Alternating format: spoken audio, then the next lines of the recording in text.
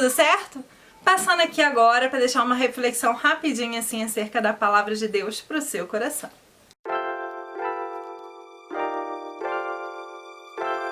Antes da gente ler a Bíblia, eu queria que você pensasse um pouquinho sobre quem são as 5, 10 pessoas assim com quem mais você conversa no seu dia a dia.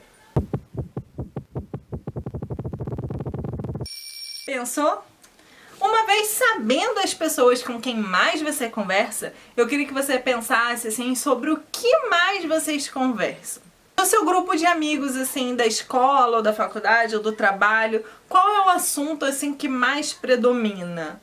Que seja trabalho, por exemplo. Mas e nos tempos vagos, assim, na hora do almoço, na hora de sair de lá para fazer alguma coisa, numa pausa de uma reunião? Sobre o quê? Quais são os assuntos assim que mais acaba acontecendo ali entre vocês?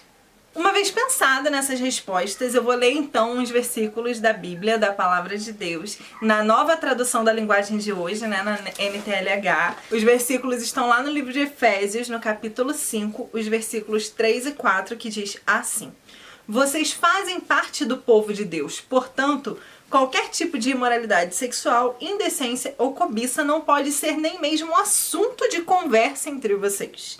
Não usem palavras indecentes, nem digam coisas tolas ou sujas, pois isso não convém a vocês.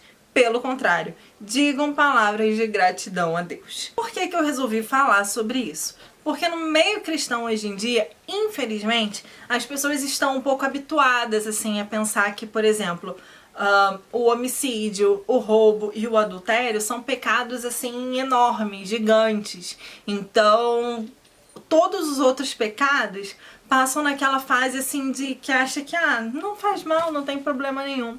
Como, por exemplo, a fofoca e as más conversações. Só que, diante de Deus, a gente sabe que pecado é pecado.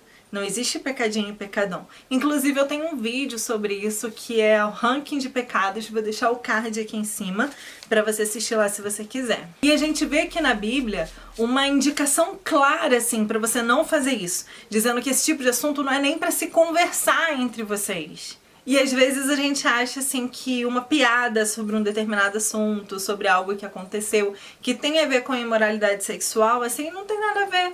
É uma coisa legal, saudável de se conversar, quando na verdade você está indo completamente contra a palavra de Deus. Ai, pesado isso, né? Inclusive, nesse mesmo livro de Efésios, no capítulo 4, os versículos 29 e 30, tratam exatamente sobre isso, falando pra gente não deixar sair da nossa boca nada que venha ferir ninguém. Pelo contrário, que todas as nossas palavras sejam para edificação, sejam para gerar crescimento e vida na vida de alguém. E muitas vezes a gente acaba perdendo o foco. Acontece isso, a gente está no meio de várias pessoas, não quer desagradar, não quer ser chato, quer ser aceito por um determinado grupo e a gente fica ali ouvindo as conversas, participando de conversas que não convêm a nós que somos cristãos, que levamos a identidade de Cristo, que somos a habitação, casa do Espírito Santo de Deus. Efésios 4:30 diz: Não entristeçais o Espírito Santo de Deus, e ele habita em nós. É tão gostoso assim conversar com as pessoas sobre Deus, sobre as coisas que Deus tem feito na sua vida, sobre a palavra de Deus, sobre a Bíblia. Isso gera crescimento. Agora, perder tempo com besteirinha, com fofoca, falando do outro, disse-me-disse, julgando os outros. Onde você quer parar, meu irmão? Para fechar esse assunto, eu vou ler aqui um texto da palavra de Deus também, que está lá em 1 Pedro, no capítulo 3, versículos dos 10 ao 12, que diz assim: Como dizem as Escrituras Sagradas, quem quiser gozar a vida e ter dias felizes, não fale coisas más e não conte mentiras. Afaste-se do mal e faça o bem.